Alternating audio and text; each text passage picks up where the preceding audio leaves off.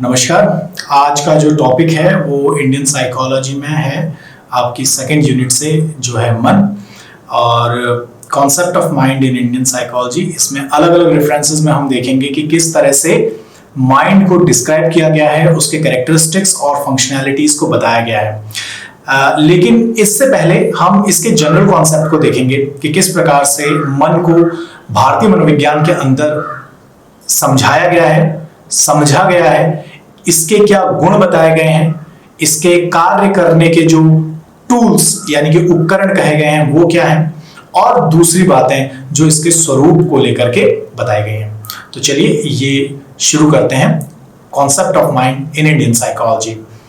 आज की इस क्लास में जो टॉपिक्स कॉन्सेप्ट ऑफ माइंड के अंदर हम कवर करेंगे वो जनरल इंफॉर्मेटिव टॉपिक्स हैं माइंड के रिगार्ड में, मन के रिगार्ड में, जिस प्रकार से इसे भारतीय मनोविज्ञान में डिस्क्राइब किया गया है। इसके अंदर हम देखेंगे formation of mind, mind in Indian psychology, mind in Veda, mind in Upanishad, form of mind, मन की संरचना, भारतीय मनोविज्ञान में मन, वेदों में मन, उपनिषद में मन और मन का स्वरूप।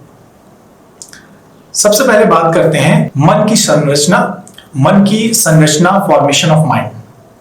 भारतीय मनोविज्ञान के अंतर्गत यह माना जाता है कि प्रकृति अपनी साम्यावस्था में तब होती है जब सत, रज और तम, ये जो तीन प्राकृतिक गुण हैं, प्रकृति के ये जो तीन गुण हैं, ये तीनों ही गुण एक समान स्थिति में होते हैं।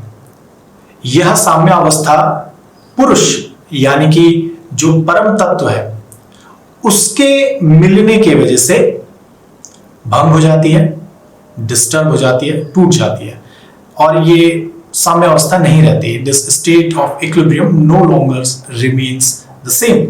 सो व्हाट हैपेंस कि इस साम्यावस्था के भंग होने पर सबसे पहला जो विकार यानी कि डिस्टॉर्शन पैदा होता है उसको व्यक्तिगत स्तर पर, इंडिविजुअल लेवल पर चित्त कहा गया है, और समष्टिगत स्तर पर यानी कि यूनिवर्सल लेवल पर उसी को महत्त्व कहा गया है।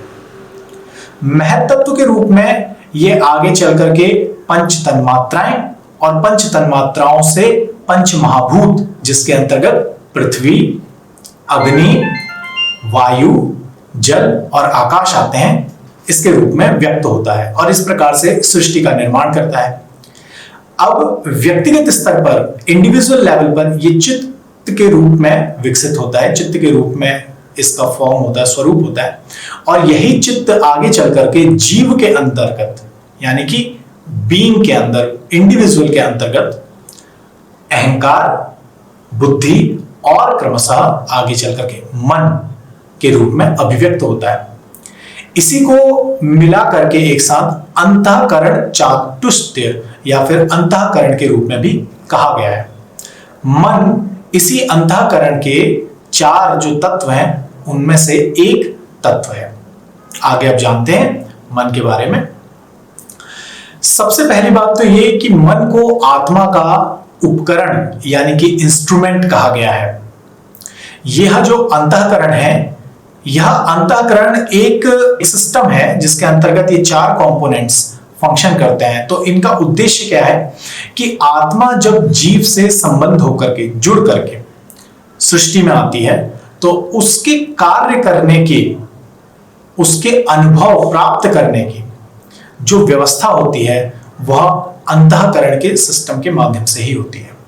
ऐसा इसलिए है क्योंकि आत्मा स्वयं में मूल रूप से जो तत्व है वो परम तत्व का अंश है, और परम तत्व का अंश होने के कारण उसके अंतर्गत मुख्य दो गुण होते हैं। पहला गुण होता है चैतन्यता का यानी कि कॉन्शियसनेस का, इल्यूमिनेशन का, और दूसरा गुण होता है निष्क्रियता का, इनएक्टिविटी का। यह अपने आप में क्रियाशील नहीं है। सृष्टि के अंतर्गत तीन गुण होते हैं, सत्व, रज और तम। अब इसमें से जो रज है उसका जो मुख्य गुण होता है वो होती है क्रियाशीलता, एक्टिविटी, और यही एक्टिविटी जो है आगे चल करके जीव के अंतर्गत होने वाले कर्म का आधार बनती है। इसी प्रकार से इसका जो दूसरा मुख्य गुण है वो है तमस का, यानी कि जड़ता का, यानी कि स्वयं में इसमें चैतन्यता नहीं है, स्वयं में जड़ है। तो अंतःकरण का सिस्टम, अंतःकरण जब आत्मा के साथ संबद्ध होता है तो वैसी स्थिति में आत्मा की जो चैतन्यता है, उसका जो प्रकाश है, उसकी जो कॉन्शियसनेस है, उससे ये सिस्टम सक्रिय हो जाता है, उससे ये सिस्टम एक्टिवेट हो जाता है। और इस सिस्टम का जो कैरेक्टरिस्टिक है, यानी कि एक्टिविटी, क्रियाशीलता, उससे आत्मा बाहरी संसार का, बाहरी जगत का जो है अनुभव को प्राप्त कर पाती है। यह बिल्कुल वैसा ही होता है जैसे कि आप इलेक्ट्रिकल अप्लायंसेस देखें कि कोई पंखा है या कोई टेप रिकॉर्डर है या कोई भी चीज जो इलेक्ट्रिसिटी से चलती है। अब अप्लायंसेस कंप्लीटली प्रिपेयर्ड और कैपेबल होता है जॉब को करने के जिसके लिए उसे डिजाइन किया गया है, until and unless it is being provided with the source of electricity। जब तक बिजली उसमें नहीं प्रवाहित होगी तब तक वो कार्य नहीं कर सकता। बिजली अप्लायंसेस को तो चला सकती है, उसके अंतर्गत वो क्षमता है जिसके आधार पर अप्लायंस कार्य करता है, लेकिन अप्लायंस के एबिलिटीज बिजली में नहीं होती। टेलीविजन आप सिर्फ इलेक्ट्रिसिटी से नहीं देख सकते, लेकिन इलेक्ट्रिसिटी जब टेलीविजन बॉक्स पे फ्लो करती है उसके बाद ही आप उसको, उसमें आने वाले पिक्चर्स, चैनल्स को देख पाते हैं। तो वही चीज आत्मा और अंतःकरण के सिस्टम के साथ भी है। अंतःकरण कार्य करने में जो कि सृष्टि में आवश्यक है उसके लिए कैपेबल है, शरीर को संचालित करने और दूसरे कार्यों के लिए, क्रियाशीलता के लिए, लेकिन उसके अंतर्गत चैतन्यता नहीं है। आत्मा के अंतर्गत चैतन्य रहता है लेकिन वो क्रियाशीलता नहीं है। दोनों जब आपस में संबद्ध हो जाते हैं, यानी कि एसोसिएट हो जाते हैं, तो आत्मा की चैतन्यता से अंतःकरण का जो सिस्टम है वह कार्य करने लगता है और अंतःकरण की जो क्रियाशीलता है उससे आत्मा अनुभव प्राप्त करने लगती है। इसी क्रम में जो सबसे छोटी इकाई है, सबसे नीची इकाई है अंतःकरण की, वो है मन। मन का कार्य होता है आत्मा के अनुभव प्राप्त करने की व्यवस्था करना। जिस चीज को वो शरीर के माध्यम से करता है और उसका जो उपकरण होती हैं वो होती हैं इंद्रियां। इसीलिए इसको one of the four components of अंतःकरण कहा गया है और इंद्रियों और उसकी क्षमता को संचालित कर सकने की कारण ही इसको उनका अधिष्ठाता या रेगुलेटर भी कहा गया है। आइए अब देखते हैं मन के कुछ और विषय के बारे में। वेदों में मन, ऋग्वेद में मन के दो गुणों को, दो विशेषताओं को डिस्क्राइब किया गया है, उनका वर्णन किया गया है। इसमें से पहला है दक्ष और दूसरा है क्रतु। दक्ष का अर्थ है जो ज्ञान प्राप्त करने में सक्षम है। इंद्रियों की सहायता से मन बाह्य जगत का, एक्सटर्नल एनवायरनमेंट में जो स्टिमुलस है, जो उद्दीपक है, उनके संबंध में ज्ञान को प्राप्त कर पाता है। इसको हम समझ सकते हैं परसेप्शन की प्रोसेस के थ्रू। परसेप्शन की प्रोसेस जो है वो इंफॉर्मेशन गेन करने की, नॉलेज एक्विजिशन की एक प्रोसेस है और यही दक्ष के माध्यम से वेदों में डिस्क्राइब इसको किया गया है, इस रूप में समझा जा सकता है। दूसरा है क्रतु। 5 ज्ञानेंद्रियों की मदद से, जिसके अंतर्गत आंख, नाक, कान, जीभ और त्वचा आती हैं, इनके माध्यम से मन जो है बाहरी जगत की जानकारी, इंफॉर्मेशन को गेन करता है। दक्ष की जो उसकी अपनी विशेषता है, गुण है, उसको पूर्ण करता है। क्रतु का अर्थ है क्रियाशील। 5 कर्मेंद्रियां बताई गई हैं जिसके अंतर्गत हाथ, पैर, जिह्वा, गुदा यानी कि एनस और जेनाइटल ऑर्गन आते हैं। इसके माध्यम से मन जो है वह शरीर के माध्यम से बाहरी जगत के साथ जो इंटरेक्ट करने के लिए क्रियाशीलता है, एक्टिविटी है, कर्म है, एक्शंस है, उन्हें करने में सक्षम रहता है और यही क्रतु के अंतर्गत वेदों में इसकी विशेषता के रूप में डिस्क्राइब किया गया है। अब देखते हैं कि यजुर्वेद में मन को उसके कार्यों के आधार पर किस प्रकार से कैटेगराइज किया गया है। तो यजुर्वेद के अंतर्गत कार्यों के आधार पे मन के 5 कैटेगराइजेशंस किए गए हैं। इसमें से सबसे पहला है देव मन। देव मन का जो कार्य बताया गया है वह यह है कि इंद्रियों की सहायता से, यानी कि सेंसरी ऑर्गन्स की मदद से परसेप्शन के कार्य को करना। एक्सटर्नल एनवायरनमेंट में जो भी इंफॉर्मेशन है स्टिमुलस के रिगार्ड में उसको रिसीव करना। यक्ष मन का कार्य होता है कि जो भी इच्छा अंतःकरण में उठती है या जो भी कुछ अनुभव प्राप्त करने के लिए क्रियाशीलता आवश्यक है, तो कर्मेंद्रियों के माध्यम से उस क्रियाशीलता को, उस कर्म को संपन्न करना, उसकी व्यवस्था बनाना। इसके बाद अगला जो आ जाता है वो आ जाता है प्रज्ञान मन। प्रज्ञान मन होता है कि देव मन के द्वारा जो भी कुछ जानकारी, जो भी कुछ ज्ञान लिया जा रहा है, बाहरी जगत का जो भी जानकारी इकट्ठा की जा रही है, उसको तर्क की कसौटी के आधार पर एनालाइज करना, सिंथेसाइज करना, उसको ये देखना कि कौन सी चीज हमारे लिए आवश्यक, कौन सी चीज आवश्यक है अनुभव प्राप्ति के लिए और कौन सी चीज नहीं है। तो उसका कॉन्टिन्यूअसली एनालिसिस करना, उसको सिंथेसाइज करना प्रायोरिटीज के आधार पर, ये जो है प्रज्ञान मन के अंतर्गत होने वाला कार्य है। इसके बाद चेतन मन आ जाता है। तो चेतन मन के अंतर्गत देव मन और यक्ष मन, देव मन के द्वारा जो ज्ञान, जो जानकारी प्राप्त की गई, और यक्ष मन के द्वारा जो क्रिया की गई, कर्म किए गए, उन सभी के जो इम्प्रिंट्स हैं, जो संस्कार हैं, वो जो अंकित होते हैं वह चेतन मन में अंकित होते हैं। और अंतिम इसमें बताया गया धृति मन। तो धृति मन के अंतर्गत हर वो चीज जो कि मन के द्वारा संपन्न कराने के लिए आवश्यक है, जो कार्य किया जा रहा है, उसमें इसका इन्वॉल्वमेंट होता है। यह वो आधार भूमि होती है जहां पर कि वो चीजें संपन्न होती है। आइए अब देखते हैं नेक्स्ट इसके विषय के बारे में। उपनिषदों में मन को किस प्रकार से वर्णित किया गया है? तो मन को उपनिषद के अंतर्गत एक सूक्ष्म तत्व, सटल एलिमेंट के तौर पे डिस्क्राइब किया गया है, और इसके अंतर्गत होने वाली क्रियाशीलता का जो स्रोत है, जो केंद्र है, उसे आत्मा माना गया है। आत्मा की ही चैतन्यता मन की क्रियाशीलता का कारण है, उसके क्रियाशील होने के पीछे का मूल आधार है, यह इसमें बताया गया है। इसके बाद छांदोग्योपनिषद में मन के संबंध में यह कहा गया है कि मन का जो निर्माण है, मन का जो इसके बाद छांदोग्योपनिषद में मन के संबंध में यह कहा गया है कि मन का निर्माण हमारे द्वारा खाए गए अन्न के सूक्ष्मतम भाग से होता है।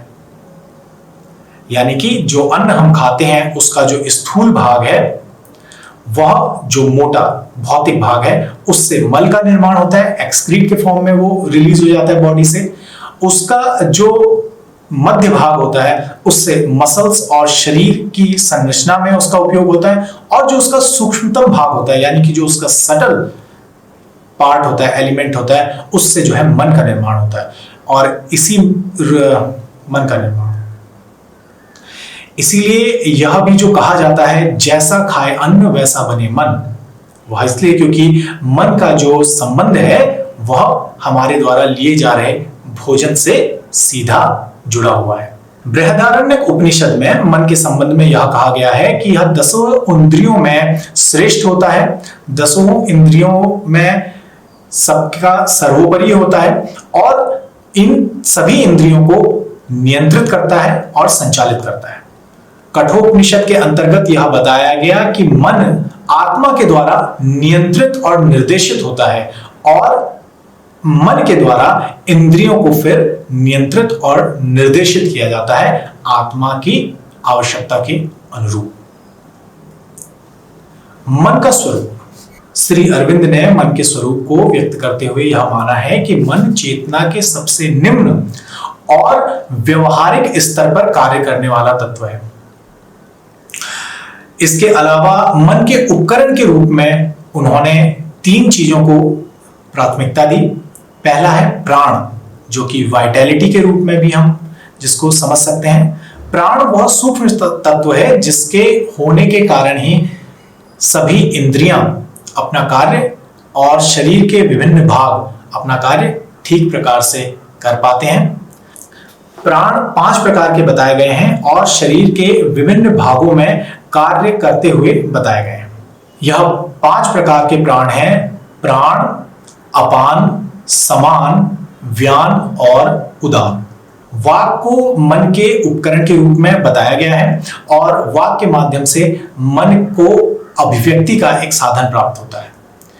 तीसरा जो इसमें मुख्य है वह 5 ज्ञानेंद्रियां हैं जिसके माध्यम से हम एक्सटर्नल वर्ल्ड में रिलेटेड डिफरेंट स्टिमुलस को सेंस कर पाते हैं और यही सेंसेशन फर्दर आगे चल करके मन के द्वारा परसेप्शन में बदल दिया जाता है जब मन इसको एनालाइज करता है और इसके संबंध में जानकारी को जुटाता है। इसके बाद मानसिकता यानी कि मन के जो कार्य करने की भूमि है, जहां पर मन कार्य करता है, क्रिया करता है, तो वो क्रिया 3 चीजों के आधार पर करता है, ऐसा महर्षि अरविंद के द्वारा बताया गया। इसमें पहला है विचारणा यानी कि थिंकिंग, दूसरा है इच्छा यानी कि विल और डिजायर, और तीसरा इसके अंतर्गत है संवेदना यानी कि सेंसिटिविटी। विचारणा के अंतर्गत हम विभिन्न विषयों पर विचार करते हैं। किसी भी चीज के सम्मुख आने पर उसके संबंध में जो हमारे मन में जो जानकारी या उसकी जो छवि, ये सभी चीजें विचार के अंतर्गत आती हैं। विल या डिजायर के अंतर्गत मन की जो एक क्षमता है, जो एक उसका गुण है, वो है संकल्प और विकल्प का। किसी चीज को करने के लिए जब हम प्रेरित होते हैं, किसी चीज को करने का जब हम निर्णय लेते हैं, तो वह संकल्प के रूप में बताया जाता है और यह मन की इच्छा के अंतर्गत आता है। और तीसरा इसमें है संवेदना, ये फीलिंग्स वाला पार्ट है, जहां पर हम किसी चीज को महसूस करते हैं। उसके प्रति संवेदना का अर्थ है कि उस चीज को हम अनुभव कर रहे हैं, उसकी मानसिकता या उसकी जो स्थिति है उसको हम अनुभव कर रहे हैं।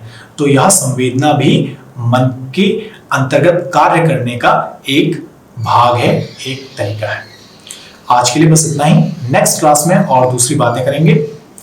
इस क्लास का ये जो वीडियो ट्यूटोरियल था, ये एक डिस्क्रिप्शन बेस्ड वीडियो ट्यूटोरियल था जिसमें कि आपको कॉन्सेप्ट ऑफ माइंड के रिगार्ड में बेसिक इंफॉर्मेशन दी गई है। इसके संबंध में हम आपसे चर्चा करेंगे और वो चर्चा ऑनलाइन क्लासरूम में की जाएगी। तो मिलते हैं वहीं पर, तब तक के लिए नमस्कार।